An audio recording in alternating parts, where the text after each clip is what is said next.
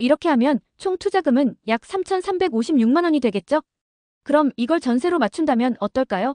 전세 보증금을 3,500만 원에 맞춘다면 내 투자금을 전부 회수하고도 약간의 이익이 생기는 구조예요.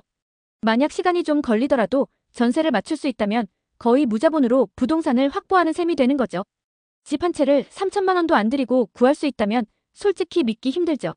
근데 진짜 그런 기회가 있어요. 그것도 멀고 외진 시골이 아니라 전라남도 목포 자유시장 바로 옆 동네에서요. 마트, 시장, 병원, 버스 정류장, 초등학교까지 전부 도보 3분 거리 안에 다 있어요. 차 없어도 전혀 불편함 없는 생활권이에요. 그런데 그런 위치에 있는 아파트 한 채가 지금 2,800만 원이면 들어갈 수 있다는 거 믿기시나요? 그냥 싸기만 한 건 아니에요. 등기도 깨끗하고 다른 사람이 살고 있는 것도 아니에요. 전세 시세는 3,500만 원쯤 되니까 조금만 손보면 전세를 놓고 투자금 거의 다 회수할 수도 있죠. 가격이 싸다고 무턱대고 들어가는 건 위험할 수도 있거든요. 이럴 땐 주변 시세, 내부 상태, 수리비, 생활 여건까지 하나하나 꼼꼼하게 따져보는 게 필요해요. 처음 내 집 마련을 생각 중이시라면 또는 소액으로 부동산 시작해보고 싶으신 분들이라면 오늘 영상이 분명 도움이 되실 겁니다. 그럼 지금부터 2천만 원대 실속 있는 내 집 마련 이야기 같이 시작해볼게요. 실제로 낙찰을 받았을 때 투자금이 얼마나 들어가고 어느 정도 수익이 기대되는지를 계산해보는 시간이죠. 어렵지 않으니까 함께 차근차근 따라오세요.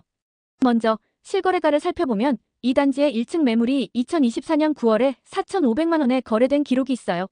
비슷한 구조와 평수라는 점에서 이건 좋은 비교 기준이 되겠죠. 전세도 최근에 3,500만 원 수준으로 계약이 이루어졌고 월세의 경우는 보증금 500에 월 25만 원이 일반적인 시세로 나타나고 있습니다. 자, 이제 가상의 시나리오를 하나 만들어 볼게요.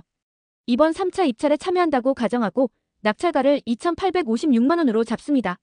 그리고 내부 수리비로 약 500만 원 정도를 예상해 볼게요. 도배, 장판, 욕실 일부 수리, 오래된 가스렌지 교체 정도로 계산한 거예요. 이렇게 하면 총 투자금은 약 3,356만 원이 되겠죠? 그럼 이걸 전세로 맞춘다면 어떨까요? 전세 보증금을 3,500만 원에 맞춘다면 내 투자금을 전부 회수하고도 약간의 이익이 생기는 구조예요. 만약 시간이 좀 걸리더라도 전세를 맞출 수 있다면 거의 무자본으로 부동산을 확보하는 셈이 되는 거죠. 또 다른 시나리오는 월세입니다. 보증금 500에 월세 25만 원을 받는다고 가정해 볼게요. 이러면 연간 월세 수입은 300만 원이 되죠. 총 투자금 3,356만 원 대비 약 9% 가까운 수익률이에요. 시중은행 이자와 비교하면 아주 좋은 수준입니다.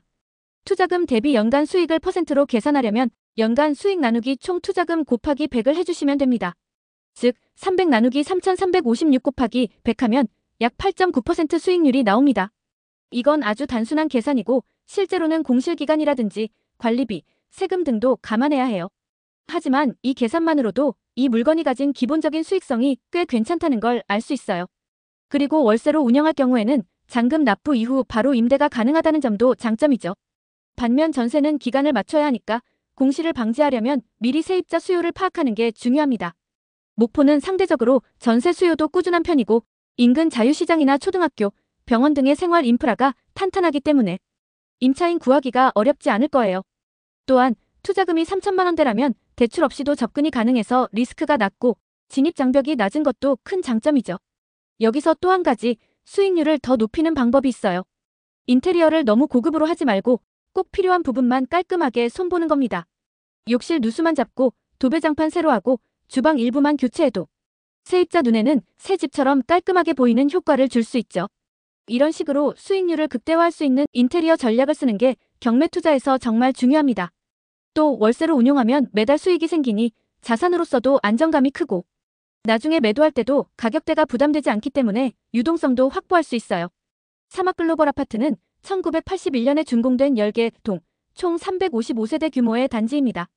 연식이 있다 보니 외관에는 노후화가 어느 정도 느껴지지만 입주민들의 평가는 의외로 긍정적인 편이에요. 단지 내 주차 공간이 여유롭고 청소나 분리수거 등 관리 상태가 양호하다는 이야기가 많이 보였습니다. 입주민 후기에서 반복적으로 언급된 장점 중 하나는 생활 편의시설의 접근성입니다. 단지 내에 소형마트가 있고 바로 앞에는 편의점이 있으며 도보 3분 거리에 있는 자유시장 덕분에 장보기가 매우 편리하다는 내용이 많았습니다. 시장 근처에는 수산물, 정육, 반찬류를 포함해 다양한 품목이 있어서 생활비 절감에도 도움이 된다는 의견도 있었고요. 교통 여건도 좋아 보였습니다. 단지 바로 앞에 버스 정류장이 있고 다양한 노선이 정차하기 때문에 목포역, 시외버스터미널, 홈플러스 등 주요 거점으로의 이동이 용이하다는 후기도 있었어요. 또한 택시도 자주 지나다니는 길목에 있어 대중교통 생활을 하는 분들에게도 전혀 불편함이 없다는 점이 긍정적으로 평가됩니다. 단지 주변 환경도 한번 살펴보면요. 사막초등학교가 도보 2분 거리에 있고 큰 길을 건너지 않고 통학이 가능하기 때문에 어린 자녀를 둔 가족들에게는 최고의 입지 조건이라는 평이 많았습니다. 게다가 사막동 주민센터와 작은 도서관, 이밤천을 따라 조성된 산책로도 가까이 있어서 가족 단위의 여가 생활, 어르신들의 건강 관리에도 적합한 환경이라는 후기가 많았습니다. 조용한 분위기도 장점입니다. 입주민들은 소음 민원이 거의 없다. 이웃 간의 인사도 잘 나누고 분위기가 화목하다. 이런 표현을 자주 사용하더라고요. 단지 내부에 유흥시설이 없고 도시 외곽이 아니라도 충분히 안정감 있는 생활이 가능하다는 느낌이 전해졌습니다. 물론 단점도 있긴 합니다. 연식이 오래되어 외벽이나 복도, 계단 등에서 시간의 흐름이 느껴지는 건 사실이고요. 무엇보다 엘리베이터가 없는 구조, 그리고 공동현관에 별도의 비밀번호 보안 장치가 없다는 점은 보안과 편의 측면에서 다소 아쉬운 부분이라는 의견도 있었습니다. 특히 고층에 거주하는 어르신들이 계단 이용이 힘들 수 있다는 점은 꼭 참고하셔야겠죠. 하지만 전체적으로 봤을 때 입주민들이 이 단지에 대해 꽤 만족감을 느끼고 있다는 공통된 분위기가 보였습니다. 주차장 넓고 쓰레기 처리 시스템도 잘 갖춰져 있고 베란다가 앞뒤로 있어 통풍 좋고 여름에 바람 잘 통한다는 이야기까지 다양했어요. 또한 시장, 병원, 도서관, 주민센터까지 도보 5분 내 생활 반경 안에 다 있음. 이 점을 굉장히 큰 장점으로 꼽는 분들도 많았습니다. 큰 마트나 백화점이 가까이 있는 건 아니지만 필요한 건 전부 걸어서 해결되기 때문에 차 없이도 불편함이 거의 없다는 얘기죠. 특히 조용하게 살고 싶은 분이나 은퇴 후 정착할 곳을 찾는 어르신들 또는 생활비 부담 적은 소형 아파트를 찾는 1, 2인 가구에게는 정말 알맞은 입지와 조건을 갖춘 단지라고 정리할 수 있습니다. 사막글로벌 아파트라는 이름을 가진 전라남도 목포시 산정동에 위치한 단지예요. 단지는 총 355세대가 살고 있고 총 10개 동으로 구성되어 있습니다. 1981년 9월에 사용 승인을 받았으니까 꽤 오래된 아파트죠. 전체는 5층 건물로 되어 있고 오늘의 물건은 구동의 4층, 405호입니다. 공급 면적은 51.16제곱미터, 평으로 따지면 약 15.48평, 전용 면적은 44.41제곱미터, 약 13.43평이에요. 방은 2개, 욕실은 1개짜리 소형 평형대입니다. 실내 구조는 아주 단순하고 깔끔한 투룸 구조로 되어 있어서 1, 2인 가구 또는 노년층 세대가 살기에 적당하죠. 주방과 거실이 분리되어 있고 앞뒤로 베란다가 있어서 환기나 빨래 널기에도 좋은 구조예요. 특히 남향이라 햇볕도 잘 들어와요. 주방, 욕실, 배관 같은 기본 설비들은 갖춰져 있고 도시가스를 사용하는 개별 난방 구조입니다. 외관이 조금 낡은 건 사실이지만 내부만 인테리어 잘하면 충분히 깔끔하게 사용할 수 있는 물건이에요. 게다가 단지 뒤로는 이밤천이 흐르고 있어요. 천변 산책로가 잘 조성되어 있어서 운동이나 산책하기도 좋아요. 병원, 한의원, 주민센터 같은 생활기반 시설도 걸어서 5분에서 10분 안쪽이고요. 조금만 나가면 대형마트도 차로 5분 거리 내외로 위치해 있어서 전체적으로 입지와 생활 인프라는 매우 만족스러운 수준입니다. 주변 분위기는 전반적으로 조용하고 평온한 주거지대로 시끄러운 유흥시설이나 공장 같은 건 보이지 않아서 실거주로도 무난한 환경이라고 보시면 됩니다. 이 물건은 최초 감정가가 5,100만 원이었습니다. 하지만 1차 입찰이 유찰됐고 이어서 2차 입찰가도 3,570만 원으로 떨어졌는데요. 이마저도 입찰자가 없었습니다. 결국 현재는 3차 입찰까지 내려왔고 2,856만 원에 진행 중입니다. 감정가 대비 약 44% 하락, 절반 수준까지 떨어진 상태죠. 여기서 중요한 건 입찰가가 내려간다고 해서 무조건 좋은 건 아니라는 겁니다. 하지만 이 물건은 실거래 시세도 4천 중반 5천 사이이기 때문에 지금 3차 입찰가는 충분히 경쟁력 있다고 볼 수 있어요. 보통 경매는 2차 또는 3차에서 실제 입찰자가 몰리기 때문에 이번 3차 입찰에서 낙찰될 가능성은 꽤 높다고 예상됩니다. 여기서 전략은 무리한 고가 입찰보다 적정 입찰가 산정이 핵심인데요. 이따가 실거래가와 수익률 계산해서 구체적으로 다뤄보겠습니다만 현재 시점에서는 약 3,300만 원 안팎까지는 충분히 타산이 맞는다는 점 참고하시면 좋겠습니다. 이제 본격적으로 권리 분석에 들어가 볼게요. 경매에서 권리 분석은 정말 중요하죠. 아무리 싸게 낙찰받아도 인수해야 할 권리가 있으면 돈이 더 들어갈 수 있고 심한 경우엔 명도도 복잡해질 수 있어요. 이 물건은 등기부등본상 소유자는 육씨입니다.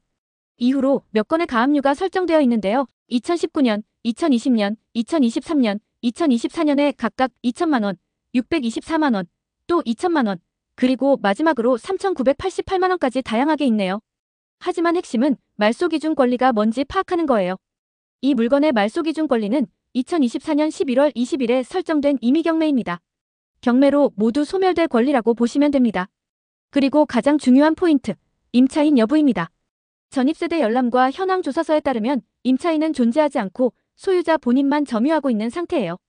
배당 요구도 없기 때문에 낙찰받은 후에는 명도 절차도 비교적 간단하게 진행될 걸로 예상됩니다. 끝까지 함께 해주셔서 감사합니다. 특히 요즘같이 집값이 부담스러운 시대엔 무리하지 않으면서 작게 시작하는 전략도 꽤 현실적인 방법이 되거든요. 오늘 보여드린 물건은 그 수많은 선택지 중 하나일 뿐이고요. 모든 조건이 딱 맞는 완벽한 집은 없겠지만 이런 사례들을 꾸준히 보다 보면 어느 순간 내 상황에 맞는 집이 어떤 건지 감이 잡히기 시작할 거예요. 이번 영상이 여러분의 판단에 도움이 됐다면 그걸로 충분합니다. 다음 영상에서도 현실적인 조건에서 내 집 마련을 고민하는 분들을 위해 실속 있고 검증된 이야기들로 다시 찾아오겠습니다. 좋아요와 구독 눌러주시면 더 알차고 조심스럽게 준비한 영상들 빠르게 만나보실 수 있어요. 고맙습니다. 다음 영상에서 또 인사드릴게요.